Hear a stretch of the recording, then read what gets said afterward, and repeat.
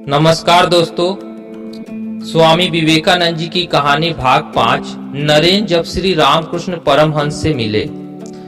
धर्म में नरेन की रुचि थी, परंतु हिंदू धर्म की अनेक शिक्षाओं पर से उनका विश्वास उठ चुका था। अतः उन्हें यह नहीं समझ में आ रहा था कि किस धर्म पर विश्वास करें। वे बहुत से धार्मिक नेताओं के पास गए, परंतु किसी से भी उन्हें सहायता नहीं मिली। एक बार उन्होंने श्री रामकृष्ण से मिलने का निश्चय किया। श्री रामकृष्ण एक महान हिंदू संत थे। वे हुगली जिले के कमारपुकुर ग्राम से आए थे। उस समय वे कोलकाता के निकट दक्षिणेश्वर के काली मंदिर में निवास कर रहे थे। वे ध्यान, प्रार्थना एवं सदैव ईश्वर का चिंतन करते हुए अपना जीवन व्यतीत करते थे। कई लोग उनके पास आकर अपनी आध्यात्मिक समस्याओं को सुलझाया करते। नरेन ने अपने शिक्षक श्री हेस्टी और अपने एक रिश्तेदार से उनके संबंध में सुना था। कोलकाता में इन्हीं रिश्तेदार के घर पर उन्होंने एक बार श्री रामकृष्ण के दर्शन भी किए थे। श्री रामकृष्ण कैसे उनकी सहायता कर सकते थे, यह देखने के लिए अब उन्होंने दक्षिणेश्वर जाने का निश्चय किया।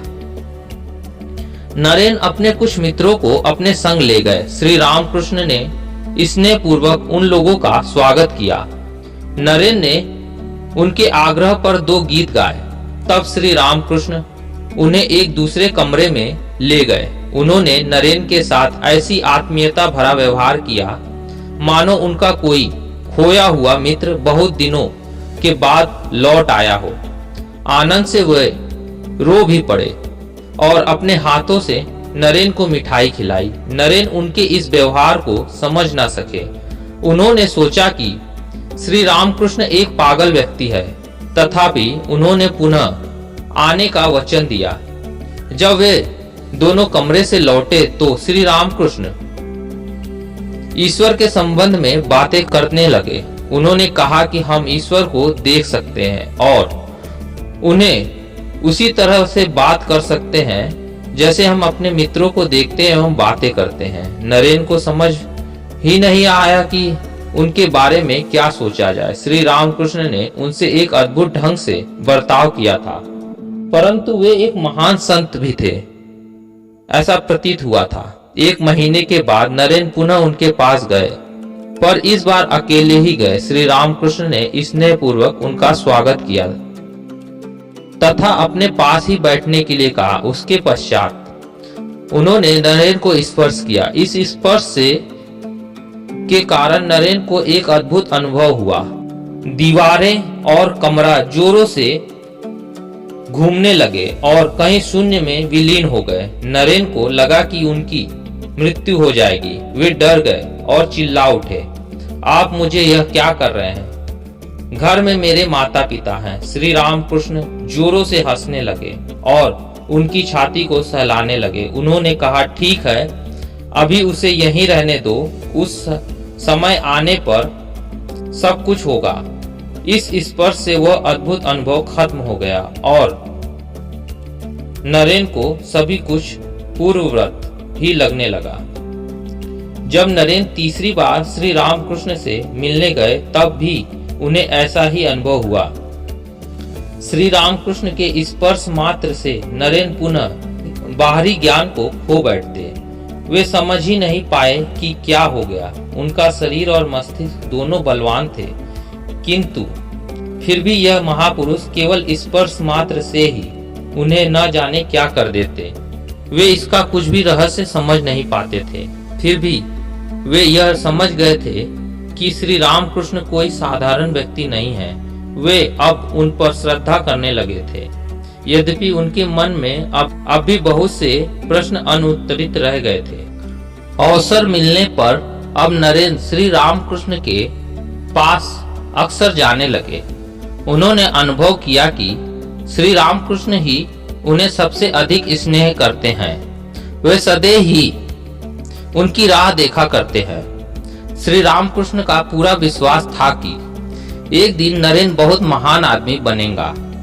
वे इस बात को अन्य भक्तगणों के समक्ष भी कहा करते थे एवं नरेन के अनेक सद्गुणों का बखान किया करते थे। वे कहते थे कि यदि अन्य भक्तगण तारे हैं तो नरेन उनमें सूर्य के समान है। वे कहा करते थे कि नरेन एक मुक्त पुरुष है और उसका जन्म दूसरों की सहायता के लिए ही हुआ है। श्री रामकृष्ण का नरेन पर पूरा विश्वास था। वे जानते थे कि नरेन कभी कोई गलत काम नहीं कर सकता।